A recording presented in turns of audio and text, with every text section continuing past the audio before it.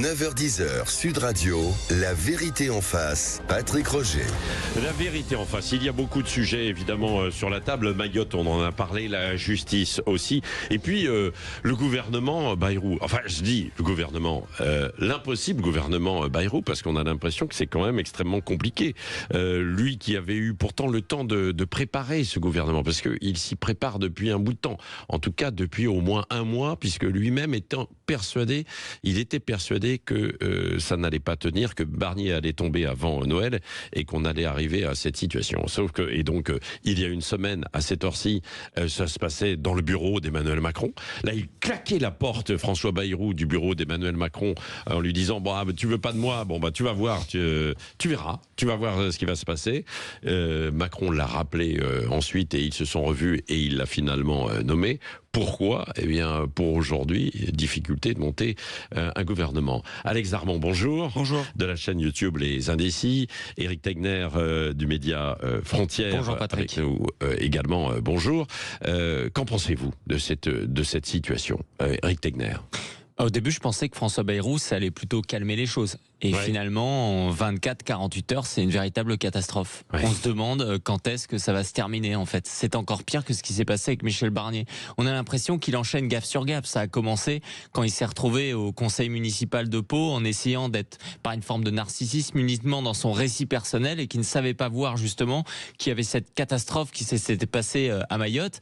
Et on voit aussi une réalité qui revient, c'est que peu importe le casting, de toute façon, il y a un jeu d'appareil aujourd'hui. Il a une incapacité à rassembler des poids lourds dans son gouvernement, mais ça n'est pas étonnant. Les socialistes, au mois de juin, ils ont justement leur congrès qui fait qu'ils vont rentrer dans une dynamique d'élection présidentielle. Laurent Wauquiez des Républicains, il veut sortir de ce gouvernement et qui a envie d'en faire partie alors que personne n'y croit vraiment.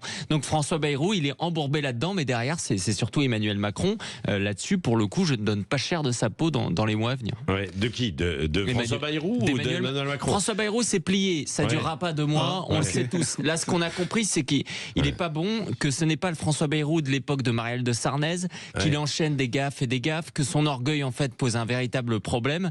Et donc, ça va durer 6 à 9 mois, grand maximum. Ce qui fait qu'aujourd'hui... déjà, vous êtes optimiste. Déjà, 9 mois. Très, très optimiste. Mais ça veut dire que derrière, il y a un Emmanuel Macron qui est surexposé. On le voit aussi, qu'on le voit à Mayotte, et qui va avoir la pression des marchés financiers. Pareil, Bayrou qui s'est pris une dénote de Moody's le soir de son choix. Voilà. Lui, il a subi la dénote, la décote, elle était prévue depuis, à mon avis, plusieurs semaines. Moi, je suis un peu plus mesuré quand même. Je suis d'accord qu'il y a plusieurs couacs, que c'est un chemin de croix pour François Bayrou depuis la semaine dernière. Néanmoins, ça reste quand même François Bayrou. Il a quand même une expérience politique. Ça fait 1 semaine. On a été habitué à attendre 2-3 mois des fois pour avoir un gouvernement de la part d'Emmanuel Macron. Là, il y a une épreuve de force, douloureuse épreuve de force, qui s'ouvre entre François Bayrou et Emmanuel Macron. Même si ça semble mal parti, il fait quand même les efforts, François Bayrou, en recevant tous les chefs de parti, en leur proposant d'entrer au gouvernement, en disant on va reparler de la réforme des retraites. Pas en suspendant celle qui existe déjà, mais on va en reparler pour ce 5 calendrier jusqu'à septembre. Il fait pas ça innocemment, François Bayrou. S'il dit on va jusqu'en septembre, c'est pour éviter une nouvelle élection législative l'été prochain. Donc je pense que effectivement, moi d'abord, il a pris le temps de se préparer, que ça fait longtemps qu'il a envie d'être là, qu'il joue très très gros. Donc il va pas faire non plus n'importe quoi. Il joue très très gros parce que je pense que dans son esprit, c'est sa dernière chance de pouvoir potentiellement un jour être président de la République et jouer un rôle. Il a toujours ça en tête. Voilà, il a 73 ans. Ce qui est très négatif, quand on a un papier du Figaro ce matin qui montre que Bayrou il est déjà dans la présidentielle. Les Français, dont 66% sont déçus. 66% des Français déçus par ses débuts. C'est-à-dire que c'est pas que la faute de Bayrou, c'est juste qu'on s'attendait à ce que Bayrou, qui avait justement cette expérience politique dont tu parles, mais une semaine, il puisse un petit peu contraindre les gens, contraindre le destin, parce que le destin, il est qu'on va dans le mur en raison de la dissolution et également en raison de 2022, de l'élection législative. Mais il n'arrive pas à la contraindre. Et il y a un effet domino. On pensait que Bernard Cazeneuve serait au gouvernement. Je vois pas pourquoi il accepterait d'y être quand on a vu que Bayrou fait des bourdes comme ce qui s'est passé à Pau. Mais ça fait une semaine. Moi, je me rappelle quand on a nommé Michel Barnier sur tous les plateaux, tout le monde nous disait choix formidable. Il va réussir à rassembler tout le monde parce que sait pas. Moi, je ne disais pas. Non, mais arrête, Eric.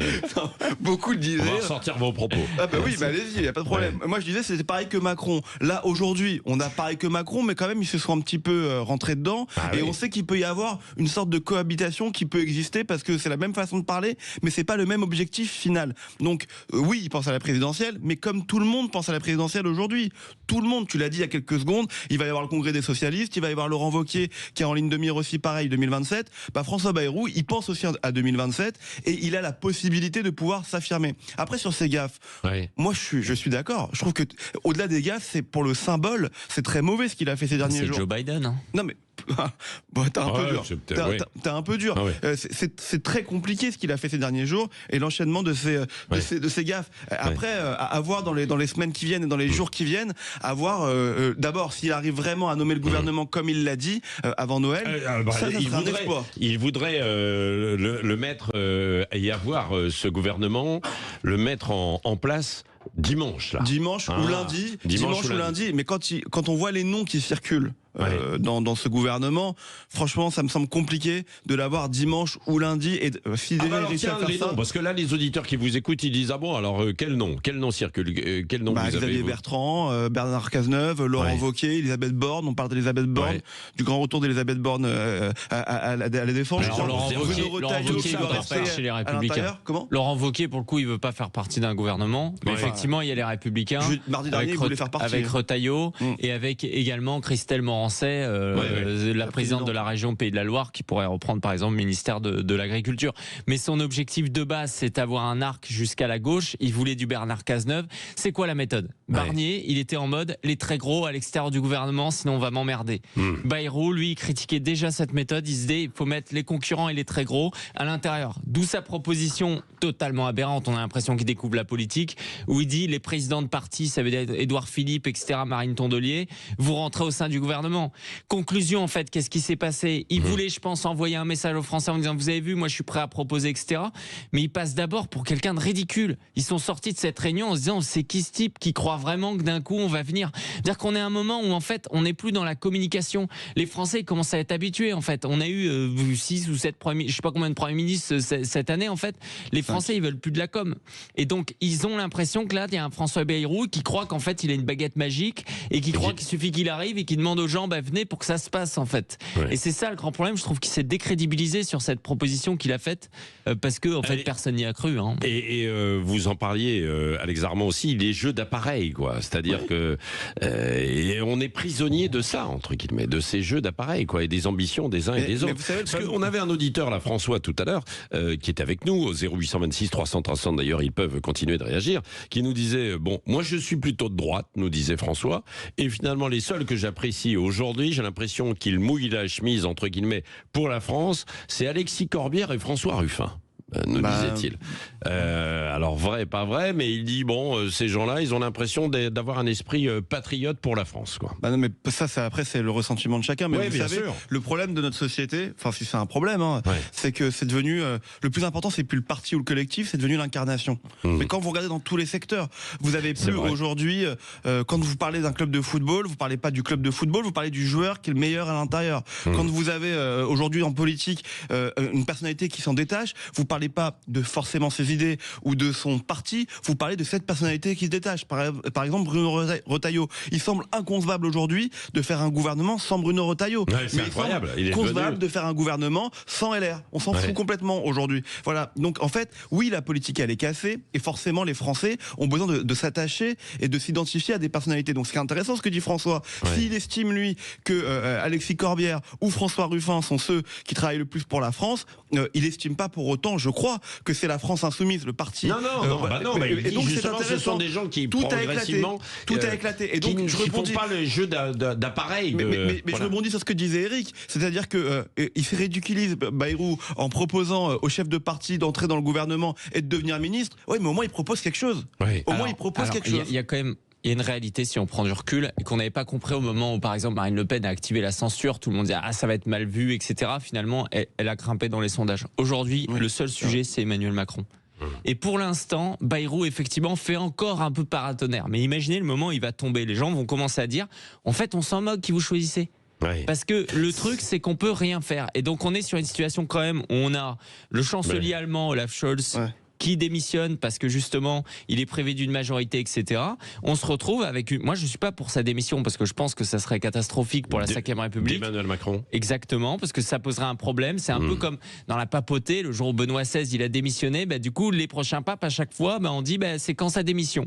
Mais ça n'empêche pas que le pays va être bloqué pendant 2 ans. Et donc chaque fois que Emmanuel Macron ne pourra pas faire de réforme, c'est des dizaines de milliards en plus. Donc il va devoir se poser cette question, est-ce que préserver mon poste vaut 100 milliards, 200 milliards, 300 milliards. Parce qu'aujourd'hui, c'est ça la réalité en fait. Ça veut dire que de toute façon, il y aura une élection, de toute façon, il va partir. Donc est-ce qu'on est prêt à assumer le coût de l'attente ?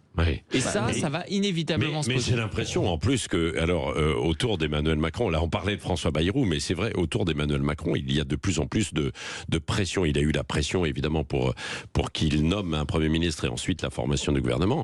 Et il y a beaucoup de choses.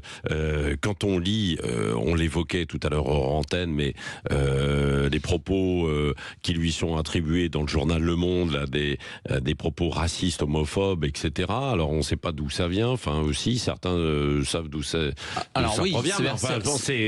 On se dit il y a une attaque contre le président de la République, direct. C'est intéressant parce que déjà ça montre que la presse sort des informations selon les moments, donc il y a quand même de la rétention d'informations. Effectivement, on est sur le cadre d'une enquête de 4 épisodes de la part du Monde, mais qui aujourd'hui est globalement téléguidée par Gabriel Attal. Ah bon, vous croyez ? Il y a le journaliste Mark Endawel qui suit ça beaucoup, c'est ce qu'il explique. Ensuite, la seule personne qui est citée en on, c'est l'ancien conseiller communication de Gabriel Attal, et une des rédactrices de cette enquête qui s'appelle Ivan Trippenbach, elle-même, et c'est public, et son compagnon, c'est un conseiller de Gabriel Attal. C'est la raison pour laquelle on l'avait mise de côté de la rédaction du service politique du Monde il y a près d'1 an. Donc aujourd'hui, on se retrouve sur une situation où effectivement, et on le voit d'ailleurs sur ce qui sort, quand Emmanuel Macron et son entourage auraient dit que c'était la cage aux folles à Matignon lorsqu'il y avait Attal, etc. Aujourd'hui, on est sur un Gabriel Attal. C'est quand même assez grave. Qui veut pilonner ça en fait, bien sûr quoi. Donc les proches de Gabriel Attal peuvent s'exprimer, bien sûr. Peut-être ils n'ont pas contre-attaquer par rapport. Oui, mais c'est ça qui est grave, parce qu'en fait, on se retrouve avec des camps qui font des leçons de morale à tout le monde, qui ont globalement une presse quand même qui les défend, et ensuite qui en fait c'est à qui va tirer le premier, et on réalise qu'en fait ils sont aussi détestables que tous les autres. Et c'est ça qui est dérangeant quand on lit en fait cette enquête du Monde. Moi, franchement, je l'ai lu.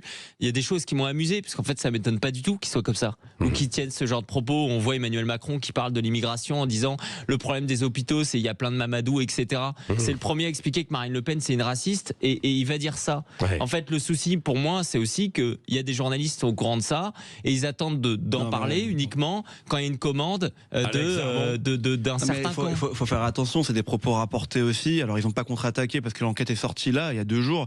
On va bien voir, mais c'est vrai que le président de la République, il est la cible d'une attaque en règle de la part sans doute. Et moi, je suis assez aligné avec ton explication et ta démonstration sur sans doute qu'il y a des guerres d'appareils. Après, je suis désolé, mais on en revient à ce qu'on disait il y a quelques minutes. Tout le monde pense à 2027 et tout le monde pense à sa pomme, en quelque sorte. Enfin, même à 2027 ou avant. Oui, même avant. Mais moi, je crois pas une seule seconde que le président de la République va démissionner. Enfin, et là, on temporise en fait. Non, mais tu peux l'enregistrer si tu veux. Je crois pas une seule seconde que le président de la République va démissionner. Il temporise. Effectivement, on va avoir une nouvelle élection législative. Ça semble inévitable l'été prochain. Mais lui, il ne voudra pas partir. Alors, imaginez et comme tu l'as dit, s'il part, il lance un pavé dans la mare, et je pense que s'il part aujourd'hui, on se dirige tout doucement vers la fin de la 5e République. Il y a une chose, imagine, l'année dernière, il a pris une décision qui a surpris tout le monde. C'était la dissolution, il a expliqué pourquoi. Il disait que dès le mois d'avril, il avait conscience qu'il y aurait une motion de censure sur le budget de la fin 2024.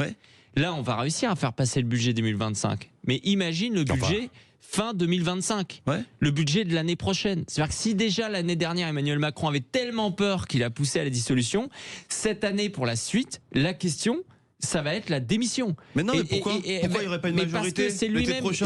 Pourquoi il n'y aurait pas une majorité? Parce qu'on est sur une tripartition. Tu crois vraiment qu'il y aura un nouveau front républicain? Non, parce qu'on est sur une tripartition. Oui, mais les enquêtes ont montré, et là-dessus je fais preuve d'honnêteté, que même avec ce Front républicain, c'était pas du tout garanti que Marine Le Pen ait la majorité absolue. Donc on va se retrouver. Oui, mais on va se retrouver sur.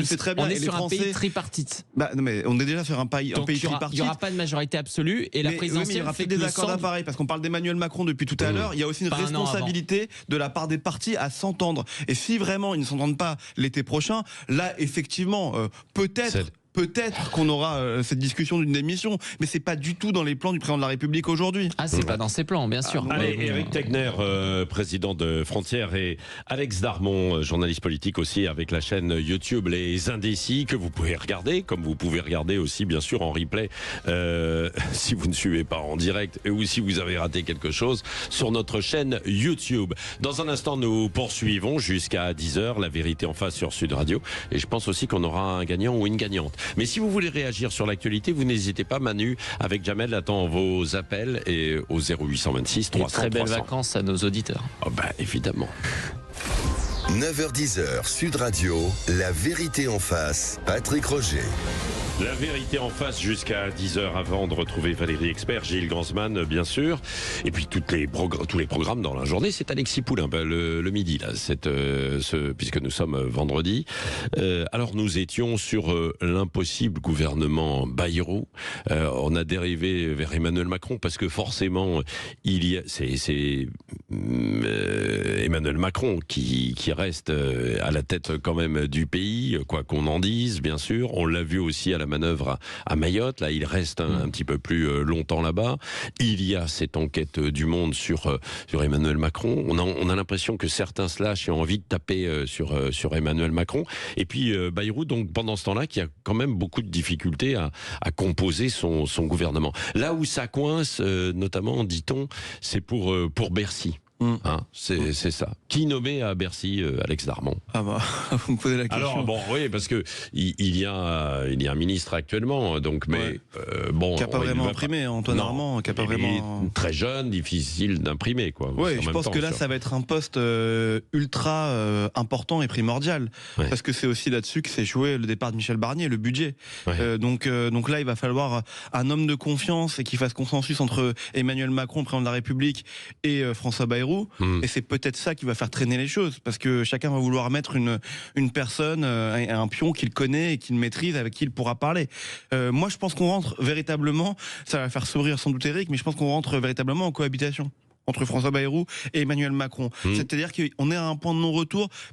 Si ce qui a été dit la semaine dernière est vrai, c'est-à-dire que François Bayrou s'est roulé par terre pour être nommé Premier ministre, alors que le président de la République... il s'est pas roulé par terre, il est monté sur la table plutôt, pour dire bon, c'est moi. Hein. Il est monté sur la table pour dire à Emmanuel Macron, je veux être président de la République, je veux être Premier ministre. Président de la République, ça fait longtemps qu'il veut l'être, mais je veux être Premier ministre. Et c'est comme ça et pas autrement. Ça va être compliqué entre les deux. Et donc chacun va devoir s'imposer dès maintenant en mettant le maximum de ses troupes au sein du gouvernement. Voilà. Alors faut qu'il fasse attention Bayrou, parce que la table sur laquelle elle est montée, elle est bouffée par les mythes depuis des mois, donc ça va être compliqué pour lui. Non, moi je vais dans ton sens, en disant qu'il n'est pas seulement en cohabitation avec Emmanuel Macron, il est lui-même en cohabitation avec sa propre majorité. C'est quand même cette situation inédite. Normalement, les cohabitations de la 5e, on avait un Premier ministre assez fort, qui avait des partis, qui allait s'imposer face au président. Aujourd'hui, il doit s'imposer face au président, face à son cabinet, et derrière, on le voit bien, il doit s'imposer face à Édouard Philippe, avec lequel il a jamais eu de bonnes relations. Il a toujours considéré que c'était une erreur de nommer l'inconnu Édouard Philippe. C'était une époque où il rêvait que ça soit lui, et également avec Gabriel Attal et avec toute la majorité. Sauf qu'il y a une différence, c'est qu'à l'époque, lorsqu'un Michel Barnier, par exemple, tombait, ça ne fragilisait pas les partis. Là, si Bayrou... Pourquoi Bayrou a été obligé d'être nommé? Parce qu'effectivement, il a besoin du modem, Macron. Mais si demain, il le tue parce qu'il gagne une énième bataille face au Premier ministre, eh ben, ils vont perdre en plus un parti qui peut-être va s'autonomiser, qui est le modem. Donc, imaginons ce qui va se passer. Ça veut dire le départ de Bayrou. Ben, à ce moment-là, cette majorité va être encore plus fragilisée. Donc, c'est la complication d'un François Bayrou. Et c'est pour ça que ces débuts étaient aussi importants. Moi, je pense que sur le budget, c'est important sans l'aide, dans la mesure où quand même il y a toute une série de choses, par exemple que Le Pen voulait pour ne pas censurer, par exemple sur l'indexation des retraites. De toute façon, vu qu'il n'y a pas de budget, c'est déjà fait automatiquement, etc. Là-dessus, c'est important important, mais c'est plus pour envoyer un gage à la gauche, en fait. Mais aujourd'hui, c'est comment il va concilier. On sait déjà, les auditeurs doivent le savoir, qu'il n'y aura pas, par exemple, de loi immigration. Donc, Bruno Retailleau, il a accepté ça. Donc, en fait, il ne va pas se passer grand-chose de toute façon. Il ne se passera pas grand-chose. Il faut voter le budget. Ce qu'il dit, c'est en février. Ouais. Est-ce que, bon, terminé, là, il nous reste important, 3-4 minutes. Alex Darmon et Éric Tegner. Est-ce que, quand les Français nous écoutent et les auditeurs, à un moment, ils se disent, mais c'est pas possible, mais donc on ne va pas s'en sortir. Est-ce qu'il y a quand même, est-ce que vous décelez quand même des notes d'espoir? Là, on va arriver à un début 2025. Ou alors, est-ce que ça passe, par où ça passe, en fait, cet espoir? Alors, moi, je pense que Éric Tegner. l'espoir passe par une accélération du désespoir. Vous savez, c'est un petit peu comme quand il y a un blessé, etc. Parfois, il faut couper le bras. La réalité, en fait, c'est qu'on est sur une situation qui, encore une fois, existe depuis 2022. Et d'ailleurs, ça a été le choix, je trouve, de Marine Le Pen avec cette censure, de se dire, de toute façon, ce qui doit arriver arrivera. Il faut l'accélérer, le précipiter, parce qu'aujourd'hui, le problème, c'est le temps. Et le temps, c'est de l'argent, c'est de la dépense, etc. Donc, on est sur une phase extrêmement compliquée. Moi, je pense, par exemple, à titre personnel, qu'on a une chance sur deux demain, que la solution qui va s'imposer, ça va être que le FMI va venir. Il va se passer comme... Oui, mais faut pas se moquer, parce qu'en fait, aujourd'hui... Que le FMI prenne le contrôle de la France, mais bien sûr, ce qu'ils ont fait avec la Grèce, aujourd'hui, les marchés financiers considèrent que la dette de la France est pire que la dette de l'Espagne et du Portugal. Donc, étant donné que aucun parti veut faire les réformes, le FMI va se pointer, ce qu'on appelait la Troïka également, avec la BCE, etc. Et ils vont imposer des coupes, ils vont imposer des réformes. Moi, je pense que c'est ce qui va se passer, parce qu'on va arriver sur un jour où, à un moment, la charge de la dette va être tellement importante qu'on va se prendre des milliards à la semaine. Ça pourrait se passer avec Emmanuel Macron, président de la République, et François Bayrou, ou un autre Premier ministre. Quoi. Non, mais à force de répéter qu'il faut faire des efforts sur le budget, on va finir par les faire. Vous voyez, je sais pas, parce que bon... Si on n'arrive pas à s'entendre, effectivement, là, on va droit dans le mur. Mais je pense que on va finir par les faire. Moi, si vous voulez une note d'espoir en 2025, c'est que chacun reste à sa place. Vous voyez, le président de la République, il faut que ça président de la République et que le Premier ministre, il soit Premier ministre et qu'il fasse son boulot. Et je pense que c'est ça l'espoir qui peut aussi entraîner que ça aille un petit peu mieux, entre guillemets. Le président de la République, on le voit, et voilà, il a un nouveau plan de construction, c'est un nouveau chef de chantier avec Mayotte. Il s'est mis 2 ans pour reconstruire l'archipel. Voilà, c'est très bien, il fait ses histoires internationales. Il y a quand même des guerres dans le monde aussi. Je dis pas qu'il va falloir les gérer, mais en tout cas, il va falloir qu'on recommence un petit peu à en parler. Parce que là, tout le monde éteint ça, mais enfin, il y a quand même des la voix guerres. de la France, ça n'existe plus. Non, mais peut-être. Mais en tout cas, c'est le rôle du président de la République.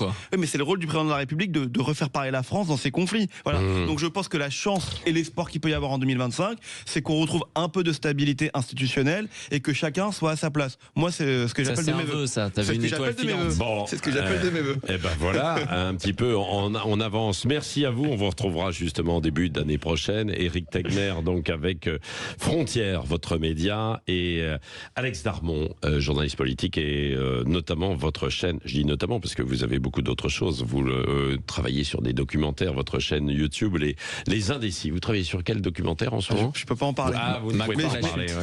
Bayrou. Bayrou, il n'aura pas le temps de finir le documentaire. Allez, la gagnante ou le gagnant? 0826 300 300, qui est le 24e appel, c'est Ludovic. Bonjour Ludovic.